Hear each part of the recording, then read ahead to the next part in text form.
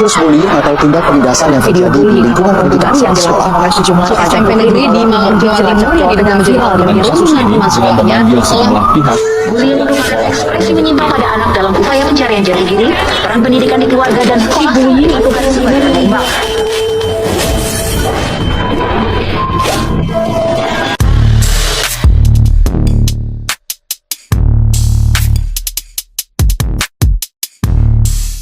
Assalamualaikum warahmatullahi wabarakatuh. Halo semuanya. Di video kali ini kita akan membahas tentang diskriminasi dalam perkuliahan untuk memenuhi tugas etika administrasi. Oke, sebelum lanjut, perkenalan dulu. Nama saya Louis Yudinia yang Cetana dengan NIM akhir 384. Saya Arisya Adeni Pandra dengan NIM akhir 394. Saya Sofi Aulia Senadia dengan NIM akhir 410. Saya Angelika Marhatika Sari dengan NIM akhir 392. Saya Tariska Dini Indarsari dengan NIM akhir 389. Oke, langsung aja lanjut untuk membahas videonya ya. Oke, di pembahasan pertama ini adalah latar belakang. Perkembangan manusia tidak dapat dilepaskan dari interaksi antara unsur biologis, psikologis, dan juga sosial. Ketiga unsur tersebut saling mempengaruhi sebagai satu kesatuan atau maramis dalam kurniawati. Diskriminasi merupakan tindakan memperlakukan seseorang secara tidak adil. Diskriminasi seringkali muncul dari prasangka ataupun dari ketidakadilan sosial yang sudah mengakar pada masyarakat. Hal ini dapat berdampak terhadap sekitar individu dan kelompok. Serta dapat kesenjangan sosial. Salah satu bentuk diskriminasi yang sering terjadi terutama di kalangan anak muda yaitu bullying atau pembulian terjadi di lingkungan pendidikan dan masyarakat luas. Keduanya memiliki dampak negatif yang signifikan terhadap perkembangan psikologis dan sosial individu, terutama anak-anak dan remaja. Bullying merupakan tindakan kekerasan baik secara verbal, fisik, maupun psikologis yang dapat dilakukan secara berulang oleh individu maupun kelompok terhadap korban dan biasanya dianggap lebih lemah dan berbeda dari kebanyakan temannya.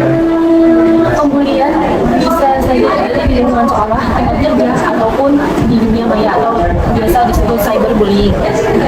Salah satu alasan kenapa bullying dapat menjadi cikal bakal diskriminasi adalah adanya norma sosial yang tidak seringkali dianggap sebagai ancaman terhadap stabilitas sosial dan norma yang ada. Sebagai contoh, anak-anak atau remaja yang berbeda dalam hal ras, etnis atau remaja yang dianggap berbeda atau gender seringkali menjadi sasaran perundungan di sekolah. Ini terjadi karena masyarakat masih memegang erat stereotip yang membuat orang melihat perbedaan sebagai hal negatif. Ketidaksetaraan kekuasaan juga memainkan peran penting di mana individu atau kelompok yang memiliki posisi kekuatan sosial lebih tinggi memanfaatkan posisi tersebut untuk menindas mereka yang dianggap lebih lemah atau inferior. Untuk melanjutkan latar belakangnya, Komisi Perlindungan Anak Indonesia atau KPAI ini menduduki peringkat teratas dalam pengaduan masyarakat terkait kekerasan sekolah. Dari tahun 2011 hingga Agustus 2014, KPAI mencatat 369 pengaduan tentang bullying yang merupakan sekitar 25% dari total pengaduan di bidang pendidikan. Kasus bullying seringkali hanya dianggap sebagai lelucon semata. Namun, lelucon tersebut dapat berkembang menjadi suatu tindakan yang lebih serius dan sangat merugikan. Misalnya, kasus perundungan di SMP Cimanggu yang berujung penganiayaan. Kasus tersebut awalnya hanya dianggap sebagai bahan candaan antar siswa-siswi. Namun, semakin lama tindakan perundungan tersebut semakin liar dan jauh dari ranah bercanda. Di Indonesia, masih banyak kasus serupa di mana korban berakhir mendapatkan trauma berat akibat tindakan yang telah dialaminya. Dampak dari pembulian tidak hanya dirasakan oleh korban, tetapi juga dirasakan oleh pelaku dan lingkungan sekitarnya. Korban pembulian yang mengalami diskriminasi seringkali menghadapi berbagai masalah psikologis dan sosial yang serius. Penelitian menunjukkan bahwa korban cenderung mengalami gangguan kecemasan, depresi, menyebabkan trauma psikologis yang berkepanjangan. Mereka mungkin merasa terisolasi, kehilangan harga diri, dan mengembangkan perasaan takut atau tidak aman di lingkungan sosial mereka. Selain itu, perundungan yang didorong oleh diskriminasi dapat memperkuat ketidaksetaraan sosial dan memperparah marginalisasi kelompok-kelompok yang diberikan. Diskriminasi yang dipicu oleh perundungan merupakan fenomena yang sangat kompleks dan melibatkan berbagai faktor sosial, budaya, dan psikologis. Perundungan tidak hanya merugikan korban secara individu, tetapi juga memperkuat struktur diskriminatif dalam masyarakat. Untuk mengatasi masalah ini, diperlukan upaya kolektif, termasuk pendidikan tentang keberagaman dan inklusi, kebijakan yang tegas terhadap perundungan, serta peningkatan kesadaran masyarakat tentang dampak negatif dari diskriminasi. Tanpa langkah-langkah ini, diskriminasi yang dipicu oleh perundungan akan terus berlanjut dan mengancam kesetaraan serta keadilan sosial di berbagai aspek kehidupan. Baik, topik selanjutnya kita membahas mengenai analisis teori inklusif. Yang pertama yaitu pemahaman teori inklusif. Teori inklusif dalam etika administrasi publik menekankan bahwa pengambilan keputusan seringkali dipandu oleh perasaan atau intuisi moral seseorang. Dalam situasi yang melibatkan diskriminasi, individu ataupun pengambilan keputusan cenderung merasakan bahwa ada sesuatu yang tidak adil atau salah secara moral. Yang kedua yaitu diskriminasi dan pembulian. Diskriminasi seringkali muncul dalam bentuk pembulian, di mana individu atau kelompok diperlakukan tidak adil berdasarkan karakteristik tertentu. Pembulian sendiri bisa berupa ajakan, pengucilan, ataupun bahkan kekerasan. Hal ini dapat menciptakan lingkungan yang berbahaya dan tidak sehat. Yang ketiga yaitu respon emosional.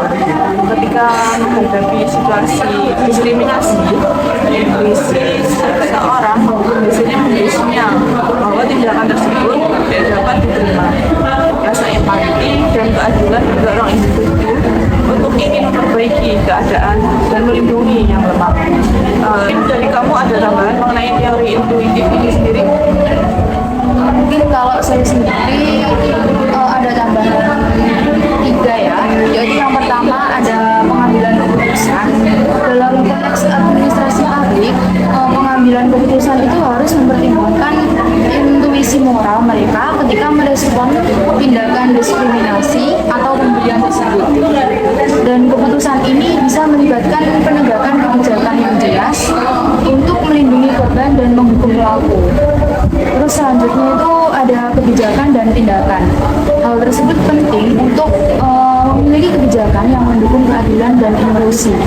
Tindakan yang diambil tersebut harus mencerminkan nilai-nilai yang dijelaskan tadi, seperti pelatihan tentang dampak diskriminasi dan pembulian, serta menciptakan lingkungan yang aman bagi semua individu. Dan yang terakhir menurut saya ada akuntabilitas dan evaluasi, yaitu pengadministrasian publik harus dapat mempertanggungjawabkan tindakan mereka. Evaluasi berkala mengenai efektivitas kebijakan dan respon terhadap kasus diskriminasi tersebut sangat penting untuk memastikan bahwa tindakan yang diambil itu benar-benar membantu dan memberikan perlindungan. Oke, dari pembahasan kita tadi kesimpulannya apa sih? Yang dijawab nggak nih? Menurut saya nih kesimpulan yang dari pembahasan yang dijelaskan oleh teman-teman tadi itu diskriminasi dan bullying adalah masalah sosial sendiri terutama di anak muda dan memiliki dampak negatif yang signifikan terhadap perkembangan psikologis serta sosial individu. Sehingga dampak dari diskriminasi dan bullying tidak hanya dirasakan oleh teman saya, tapi juga memperparah struktur sosial yang diskriminatif dan menciptakan ketidakadilan yang semakin luas. Korban sering mengalami gangguan psikologis seperti kecemasan, depresi, dan trauma. Sementara masyarakat di sekitarnya menjadi tidak peka terhadap masalah ini karena mereka itu beranggapan bahwa bullying adalah hal yang sesuatu yang biasa. Sedangkan dalam konteks administrasi publik, teori inklusif mengungkapkan pentingnya keputusan berdasarkan intuisi moral, empati, dan rasa keadilan. Cukup sedikit sih penjelasannya. Cukup jelas ya, semoga yang nonton juga paham apa yang kita jelaskan sebelumnya tadi. Mungkin kurang lebih dari yang bisa kita paparkan